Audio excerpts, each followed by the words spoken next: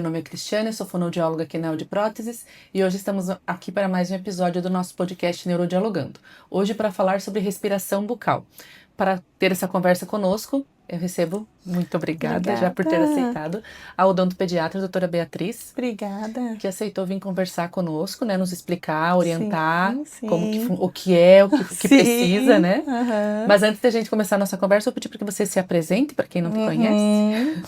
Bom, eu sou odontopediatra e trabalho nessa área já há uns 14 anos. Sou odontopediatra há 14, mas sou dentista já há 20 anos de formada. Então, nesse ponto, eu comecei meu trabalho atendendo crianças e adultos, mas eu sempre me identifiquei muito com o mundo infantil. E nisso, conversa com meu esposo, a gente tem uma filha de 14 anos, a Sophie. Quando ela era pequena, ele falou, já que você gosta tanto disso, e você se identifica, ele via muito isso, por que não vamos faz odontopediatria, né? E foi aí que a gente foi, com ela pequena, ia nas viagens, eu fiz no litoral, fiz em Balneário Camboriú, e ela ia pequenininha com a gente, eu ia pro curso, ele ficava com ela, enfim, foi assim, o meu mundo da odontopediatria se abriu. Sim. E comecei a trabalhar na área, hoje sou apaixonada pelo que eu faço. Que bom. Trabalhar com criança é um mundo é um caminho sem volta, Exato. né? Depois que você começa, você não volta mais. Sim, verdade. Então, para nós começar, Beatriz, o que é uma pessoa, né, uma criança com respiração bucal? Um respirador bucal, uma criança que respira dessa maneira, ela está usando como passagem de ar principal a boca. Então, mesmo ela não estando num processo, vamos entrar um pouco já nessas questões alérgicas para poder explicar melhor. Se ela não está passando por um processo alérgico de rinites e sinusites de recorrência, se ela passou por isso, tratou isso e continua com a respiração sendo pela boca, a gente caracteriza ela como um respirador bucal habitual. Então, ela está sempre respirando pela boquinha, né? Não seria o ocasional. Não, ocasional. Ocasional, ele acaba ficando só para momentos de rinite, sinusites, desvio de septo, algum problema que impeça essa passagem do ar pelo nariz. E quais são as principais causas? Principais causas de um respirador bucal hoje são adenoides aumentados de tamanho, as amígdalas aumentadas de tamanho, rinites e sinusites, como eu falei, de recorrência, processos alérgicos, inflamatórios, que sempre estão acontecendo, Então, as principais causas hoje são essas. Que essas causas, elas precisam não só da intervenção com a odonto, né? Ela precisa... Isso, eu costumo dizer que a gente precisa ver a criança, já vou entrando no assunto, esse tratamento multidisciplinar sempre. Então, quando você identifica um respirador bucal, tem outras coisas que estão acontecendo também naquele momento. Então, será que é só porque ela está com desvio de septo, rinite, sinusite, naquele momento que ela está respirando assim? Ou quando ela está comendo muito rápido, ela está puxando muito ar pela boca, como que ela dorme? Então, são alterações que você tem que estar observando. O pai, a mãe, os cuidadores têm que estar atentos nesse momento. Sim. E essa respiração pela boca, ela causa alterações no desenvolvimento da face da criança? Sim, muitas, na verdade. Quando a criança chega no consultório, quando eu vou chamá-la, eu já venho observando algumas alterações, se isso existe. Então, no jeitinho de andar, como que ela tá vindo ao consultório, ela tá com olheiras, ela tá caminhando com os ombrinhos mais girovertidos. Quando ela senta, que no primeiro momento que vem os pais com a criança, eles sentam pra gente ter uma conversa como essa que a gente tá tendo. E nesse momento eu vou fazendo mostrando que a criança tá escovas, como é a pasta, o que identifica para a idade dela. E ali eu já vou vendo como que ela fala comigo. Como que tá essa língua, como que tá esse sorriso. Então a gente já vai colhendo informações. No segundo momento eu levo ela para a cadeira, fazer exame clínico. Então ali realmente eu vou ver se tem uma mordida aberta, se ela tá com uma mordida cruzada. A mordida aberta é quando você tem a parte de trás dos dentes se encostando, mas a parte da frente não se fecha. Ela mantém abertinha. A mordida cruzada é quando você tem a parte superior da maxila menor que a parte de baixo. Então, ali a gente já vê que tem um problema clínico também. Quando a criança volta com os pais para nossa conversa para fechar a consulta e eu precisar solicitar alguns exames, que algumas vezes são necessários, ali nesse momento, então, a gente tem essa conversa mais direcionada para o problema que eu estou encontrando na boca, ou enfim, que os pais podem também estar me trazendo. Então, junto a informação do motivo que eles vieram à consulta, junto com o exame clínico que eu estou tendo naquele momento. Para fechar o diagnóstico, né? E a gente costuma ouvir, né? A criança que respira pela boca dorme mal. Isso é Sim, dorme muito mal, na verdade. O ar, ele sempre tem que passar, Cris, pelo nosso nariz. O ar passando pelo nariz, ele vai passar filtrado, aquecido e umedecido. Quando você puxa esse ar pela boca, ele vai estar seco, frio e não filtrado. Então, ali você já começa a ter uma série de alterações porque o ar está passando de maneira errada, usando a boca como via respiratória. Então, quando naturalmente essa criança dorme, nós dormimos, naturalmente a gente relaxa.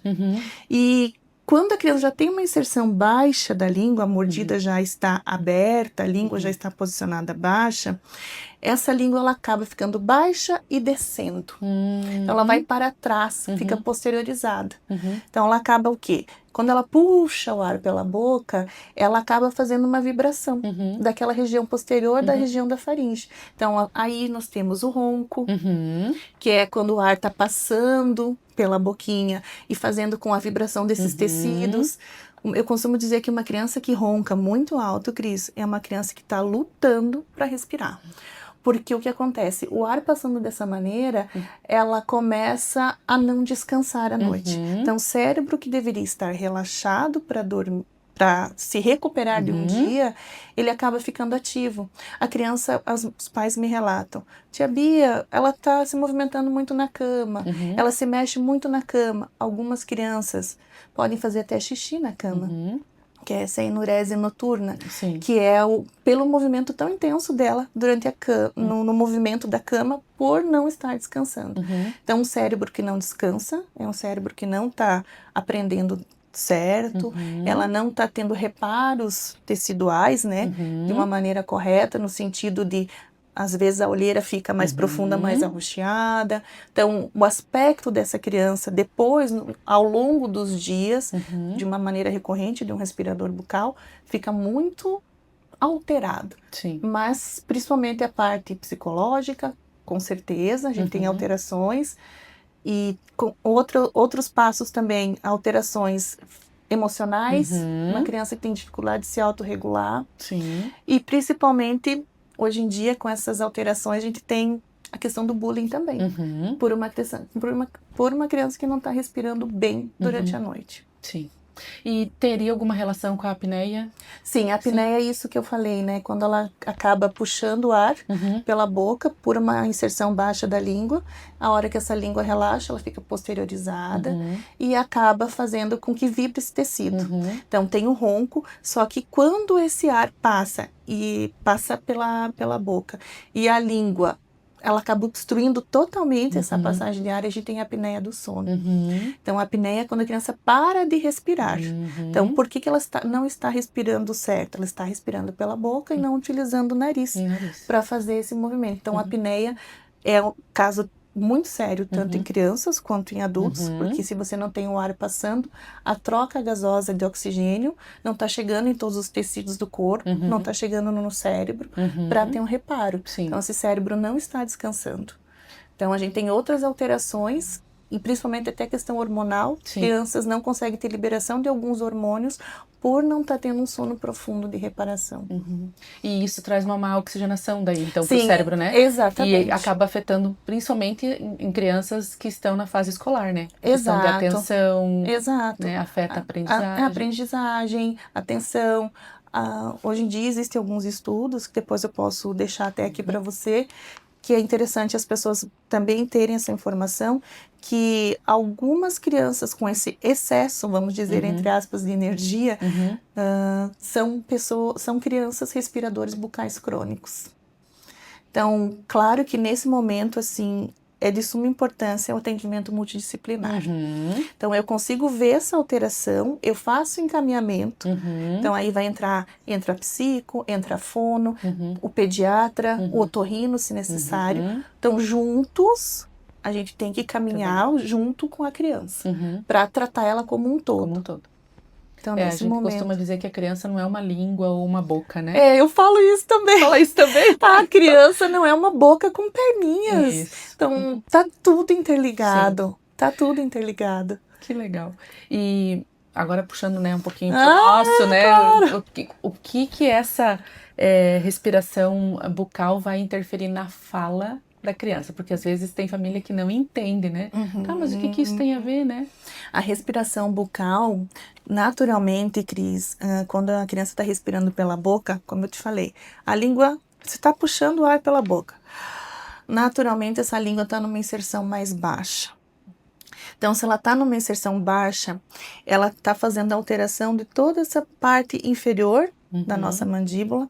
Não existe o desenvolvimento da pré-maxila aqui na região. Por quê? Quando a língua, naturalmente, o correto, respirando pelo nariz, ela teria que subir, ficar atrás dos dentes centrais superiores. Então, dessa maneira, se ela sobe, você já fecha a boca. Então, passa o ar pelo nariz, ele estimula essa região e faz com que o terço médio da face cresça. Quando a criança fica com a língua baixa, então você tem um desvio no crescimento mandibular e ela fica hipotônica. Essa língua fica flácida. Então, língua flácida somada com a abertura, os lábios entreabertos, sem força, flácidos também. Ela não consegue falar alguns fonemas, tão conhecidos seus. Sim. O T, o D, o N, o L, CH, LH. Temiduran, o R, que é o R, o R, né, que vocês falam. Sim. Então, isso traz um impacto muito grande. Porque eu consigo ver ali no consultório aquela criança sofrendo para ser compreendida. Isso para mim é o que me deixa mais impactada. Então ela não consegue ser compreendida muitas vezes pelos cuidadores, pelos coleguinhas da sala. E aí a gente entra de novo num assunto bem delicado, que é essa questão do colégio, de bullying, de dificuldade de ela se expressar para o mundo o que ela sente, o que ela fala, porque ela não consegue falar correto. Correto. Por Então, uma coisa que não seria, vamos dizer assim, tão difícil, né? Tão difícil. E isso traz alteração também para o meu lado, que são os dentes tortos. Sim. Que a maioria vê só o dente torto, mas o problema está lá no comecinho. Sim, tá lá o problema está lá atrás, na causa. A causa não é o dente torto. Então, pode ter vindo pelo dente torto para ser tratado. Mas qual que é a causa mesmo? É uma respiração, muitas vezes, que está inadequada. Ou é mista, nariz e boca, acontecendo a respiração, ou somente pela boca. E nesse momento, quando que você entende que a parceria com a fono é necessária, né? Principalmente, eu costumo dizer que não precisa esperar, né, Cris? Eu imagino que você também compartilha dessa ideia. Não esperar. Não esperar os dentes permanentes, não esperar os 12 anos, os 13 anos. Você identificou uma alteração no seu filho. Ele está falando algumas coisas que você não compreende. O dente está mal posicionado. Como essa criança está comendo? Então, assim, ela está comendo muito rápido? Ela está tomando líquido toda hora? Porque se ela respira pela boca, ela respira e ela come ali. Então, se ela vai comer alguma coisa que exige muita mastigação, ela precisa ou comer muito rápido para poder puxar o ar ou colocar o líquido junto. Então, isso são alterações que precisam ser investigadas. E aí a gente precisa estar encaminhando para o profissional. E essas informações eu vou coletando na anamnese inicial, tá? E para realmente a gente entrar com o trabalho para a criança, para ela usar, por exemplo, um aparelho, para melhorar esse formato da arcada, melhorar o espaço para os dentes permanentes, para melhorar a posição dessa língua, essa língua conseguir subir adequadamente para ela respirar, eu costumo pedir para as mães de 4,5, 5 anos. Nesse momento eu tenho entendimento e comprometimento da criança. Sim. Porque quando elas são muito pequenininhas, mesmo eu vendo o problema, ela pode já começar com certeza um tratamento contigo, com a fono, sim. E a partir do momento que ela ter a maturidade de ter algo na boca para auxiliar nesse processo, eu entro. Sim. Então, eu costumo dizer que se você identificou uma alteração, buscar ajuda. Sim. Pode ser com 2, 3 anos. Sim. Então, quanto mais cedo, melhor. E você já falou, mas acho que vale ressaltar que o tratamento isolado não funciona. Não funciona. O tratamento é conjunto sempre. Sim. Porque não é uma boca com pernas. Sim. A gente tem a boca que está inserida na face, no nosso crânio. Nós temos uma sustentação da coluna. Então, se uma criança está respirando pela boca, naturalmente a posição dela não vai ser ereta, né? Então, para ela poder respirar pelo nariz, ela pode se manter reta e puxar o ar. Se ela vai respirar pela boca, a posição já fica assim. Então, a boca já cai, ela puxa o ar, então naturalmente o rosto vai para frente para conseguir puxar o ar. Então, nisso os ombros giram. Então, você tem outras alterações que envolvem o fisioterapeuta, envolve uma fono. Sim. Então, a postura vai melhorar para a criança se ela respirar de uma maneira correta. A oxigenação dela vai melhorar. Sim. E juntos, eu sempre falo, juntos a gente vai chegar curando essa criança. Sim. Tem cura o respirador bucal? Se for a gente tratar sempre a causa e não a consequência, sim. Então, sempre busque a causa. Um dentinho torto é só um pequeno problema. Busca a causa, que se você corrigir a causa, você vai ter uma função melhor. Com a função melhor, isso tudo, a postura melhora da boca, Se organiza, né? tudo. Se organiza tudo. E você falou do acompanhamento, que não é multi, que a gente já sabe. E você costuma pedir algum exame para você saber se você precisa encaminhar? Sim, como eu te falei, como a consulta eu divido em 3 partes, nesse momento que os pais retornam à minha mesa para a gente conversar, então eu junto essas informações da anamnese com o exame clínico que eu faço com a criança, né? Então, ali, nessa minha solicitação de exames, vão ser solicitados. Cada caso é um caso. Sim. Mas, geralmente, a criança, a partir de uns 4 anos para 5, eu costumo pedir uma panorâmica, que é um exame global, onde eu tenho a visão dos dentes de leite e os dentes permanentes. Nessa panorâmica, eu consigo ver muita coisa. Se a criança tem todos os dentes permanentes, se tem algum faltando. E ela me mostra essa região superior, onde aparece o septo do nariz e as entradas das narinas. E é um exame que hoje, para a pediatria, o otorrino, se identifica uma obstrução nessa região, eles pedem um outro exame mais apropriado. Então, o meu é para dentes. Mas, claro, que eu consigo ver isso. Sim. Então, assim, é uma coisa que eu aumento o exame. Então, eu mostro para o pai onde está o nariz, o que é o nariz, onde estão essas entradas das narinas, para o pai ter essa noção. E muitas vezes ali, Cris, eu consigo ver uma alteração nessa maxila, porque essa passagem de ar está obstruída. Então, a panorâmica é um exame que me traz muitas coisas. Junto com ele, eu peço uma teleradiografia, que é um exame lateral da criança, onde a gente consegue ver essa hipertrofia de adenoides, e se eu realmente as vejo maiores, porque a adenoide naturalmente cresce até uma certa idade em crianças, depois ela tende a estabilizar.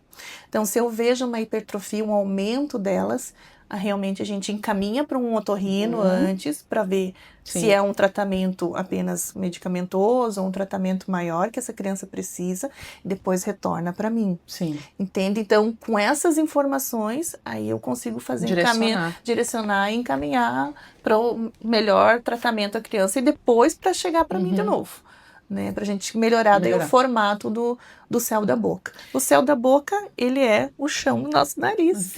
Então, quando eu melhoro o espaço para os dentes permanentes, para corrigir essa mordida, eu tô aumentando a passagem de ar pelo nariz.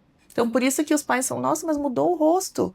Sim, mudou o rosto, porque o ar tá entrando e você tá tendo um desenvolvimento do terço médio da face.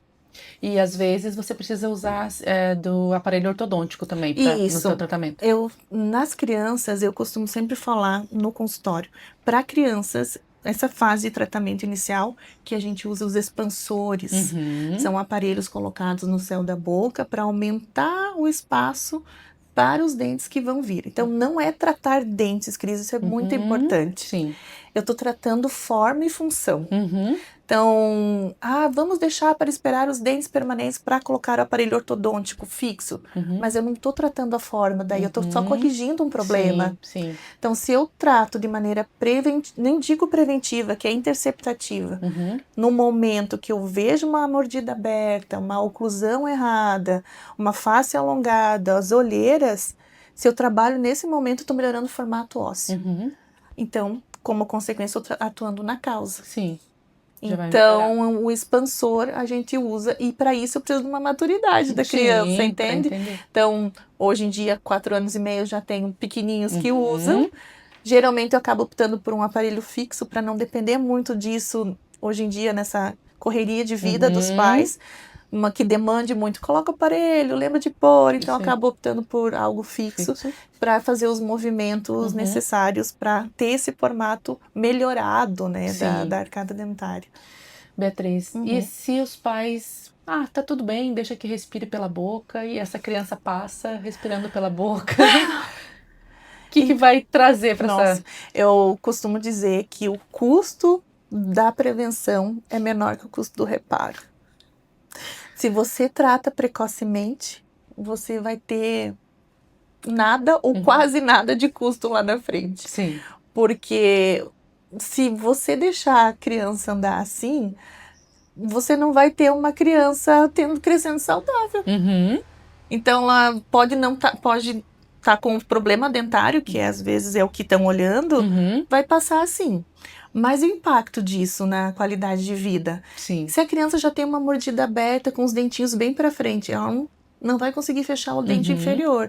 E ela vai chegar conviver com as outras crianças, mas elas vão comentar isso. E como que vai ser a fala dela? Ela vai ter essa região da gengiva, porque os dentes são para fora, mais inchada. Então, ela tem mais chance de ter cárie, porque a saliva não está chegando naqueles dentes. Sim. Então, assim, eu tenho muitas coisas que não são só alterações dentárias. São questões emocionais. A criança pode ficar uma criança muito mais introspectiva, com vergonha de falar, de se expressar. Ela não vai estar dormindo bem, no outro dia ela não vai estar predisposta para ir para a aula, ou vai estar agitada demais, não vai parar em sala, e os pais vão achar que ela é hiperativa, mas será que ela precisa de medicação ou ela precisa tratar a causa? Sim. E aí eu preciso do tratamento conjunto novamente. Então, se deixar assim, qualidade de vida não vai ter. Vai ser ruim. Vai ser muito ruim. E para esse padrão respiratório sair, né, da boca e ir para o nariz, leva muito tempo? Ótima pergunta. Costuma ser de acordo com a severidade do caso. Uma criança onde eu identifico que ela tem uma mordida profunda, os pais acham, mas os dentinhos estão todos retos, doutora, tá bonito. Mas ela não está fazendo desenvolvimento mandibular, essa mandíbula não está vindo, porque eu não estou vendo os dentinhos de baixo. Então, tem alguma alteração, somada com outras informações que eu colhi durante a anamnese e o exame clínico, né? Que é sobre isso, como está o sono dela, está rangendo os dentes, que é o ranger, também é um indício que essa criança está respirando pela boca. O ranger ele pode ser tanto de apertar, quanto de esfregar um dentinho no outro. Isso também me mostra uma respiradora bucal. Então, se essa criança está com essa mordida profunda, eu tenho chance de melhorar isso com o uso de um expansor. Na hora que a gente usar o expansor, ela vai para... Durante o final do uso do expansor, aí ela vai para fono. Porque quando eu tirar, eu vou ter o espaço, a forma correta para essa língua, e você vai me trazer a função. Onde eu vai posicionar a língua certo, como ela tem que ficar posicionada subindo, a força para essa língua, porque agora ela já tem um espaço para ela. Então, depende muito do caso. Quando a gente já tem uma maloclusão muito maior, os dentes mais apinhados, aí o tratamento é um pouco mais prolongado, mais longo, porque eu já tenho um comprometimento dentário. Então, primeiro eu trato a forma, depois a correção do dente, então o tratamento fica mais longo. Por isso que quanto antes, melhor. Por isso que quanto antes, melhor. Sim. E que alerta você deixaria para as famílias que estão nos vendo nesse momento? Respirar mal não é normal. Criança que respira sempre com a boquinha aberta tem alguma coisa errada. Procure. Esse é o primeiro sinal. Sim, isso. E a partir dali você vê, como eu falei já durante aqui os momentos dessa nossa conversa, ela tá comendo muito rápido, tá usando líquido toda hora para mastigar, como que ela tá se comportando no dia a dia, ela mastiga só de um lado, ela mastiga dos dois lados, quando ela dorme, ela relaxa, daí ela fica com a boquinha aberta e ela range, ela se mexe muito na cama, acordou de um lado, vai para lá de ponta cabeça na cama, lá embaixo da coberta, não tá normal. Sim. Então, o que tá acontecendo com essa criança? Ela pede água durante a noite, né? Tá pedindo porque a boquinha tá seca. Então, ela tá pedindo, por favor, preciso respirar bem. Então, eu tenho essa visão global. Sim. Eu procuro dizer assim, né? Eu sei que todos nós temos nossas demandas de trabalho, mas observe seu filho em momentos que você tá com ele, tá assistindo uma TV, como que ele tá em repouso? Ele tá com a boca aberta, caidinha, a língua tá para fora, ele tá no celular, como que tá a postura dele no celular? Tá encurvada? Tá com a boquinha aberta, projetando muito a cabeça? Então, nesses momentos, observa e veja se isso acontece com frequência, não só em momentos de rinite ou sinusite. Veja ao longo dos dias como isso se comporta. Não é só um dente torto. Sim. O dente torto é isso aqui do meu problema. É só o início. É só a ponta do iceberg. Só né? a ponta do iceberg. Aqui, quando a gente vai fazer a anamnese, um pai me disse, mas eu trouxe aqui por causa da fala, né? Porque a gente pergunta como é que tá a respiração, como é que dorme, como é que isso, como é que aquilo. Mas ele só não tá falando direito. Tá? Não é só não estar falando direito, né? Então, é isso que a gente explica, né? Ele não é uma boca e uma língua. Ele é como um todo e a gente tem que conhecer ele como um todo para saber. Ele precisa ir para uma odontopediatra, ele precisa ir para um otorrino, ele precisa ir para mais alguém além da fono. Exato. Porque a gente sozinha não faz milagre, não faz né? milagre. A gente precisa desse outro olhar. Então, para os pais entenderem isso também, né? Sim, e no consultório eu vejo muito, Cris, sabe? Até mesmo por antigamente de não ter muita informação disso, os pais também acabam achando que vai passar o problema. Vai passar, vai melhorar sozinho, vai se autocorrigir. Então, hoje em dia a gente tem a chupeta, né? Falar sobre isso, né? Você fala brilhantemente bem sobre isso. Então, a chupeta é um grande indicador de inserção baixa de língua. Sim. Se você ela pode ter até os 3 anos, quando a criança completa os dentes de leite, os 10 superiores, os 10 inferiores, se você conseguir remover ela até essa idade, você tem uma grande chance de ter uma remissão desse problema. Ou seja, fecha a boquinha, a língua se posiciona naturalmente no céu da boca. Mas se você tem esse problema se prolongando, você... Enfim, é tudo isso que a gente falou até agora. Demorando. E às vezes eles acham que vai se autocorrigir. Ou às vezes eles não dão tanta importância quando a gente fala. Isso, exato. Quando a gente explica, olha, né, a chupeta, qual é a intensidade, qual é a frequência que ele está usando. Ah, não, ele só usa para dormir, quando ele dorme a chupeta cai da boca. Ok, até aí tudo bem. Mas a gente sabe que é a mesma linha que eu trabalho. Qual a frequência, intensidade e duração do hábito, né? Então, o equilíbrio é para tudo. Para escovar os dentes, você tem que ter equilíbrio, não é só uma vez por dia, como a gente estava conversando antes. Não é ir na academia só uma vez só uma vez na semana. Então, você precisa ter um equilíbrio para tudo. Não é levar no dentista só, às vezes, uma vez por ano. Então, você tem que ter um acompanhamento. A boquinha que, numa criança que está em idade escolar, que já tem contato com doce, balas, pirulitos, enfim, uma dieta que às vezes não é a ideal, se você não tem o controle, hoje ela está sem problemas, sem cárie, sem manchas brancas, mas em 6 meses, se ela manter isso e eu vê-la, pode ser que ela tenha cárie. Mas, doutora, você não viu aquele dia que ela não tinha? Sim, mas...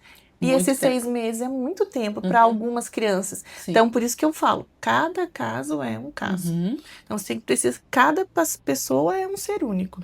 E você tem que individualizar. Então, individualizar de acordo com outras coisas também, Uhum. como é a dinâmica dessa família, porque de acordo com a dinâmica também tem essa questão do bico, né? Sim, sim. Com quem que ela fica, essa Uhum. criança, por que que ela chora, Uhum. quantas vezes dá o bico, quem tá dando toda hora, Sim. é a livre demanda desse Uhum. bico. Então, são coisas que a gente precisa individualizar E ajustando. e ajustar. Beatriz, muito obrigada por ter aceito Imagina, adorei. nosso convite, né? Aham. Amei ter essa conversa com você, é Aham. uma coisa que a gente sempre tem, né? Mas hoje Aham. vir aqui trazer para as Sim, famílias que nos sim. assistem, que nos acompanham, Aham. foi muito bom. Muito obrigada. Eu agradeço, adorei o espaço, estão de parabéns. Muito obrigada. Adorei tudo. Que bom, muito obrigada. Obrigada. E assim encerramos mais um episódio do nosso podcast Neurodialogando. Aguardo os próximos.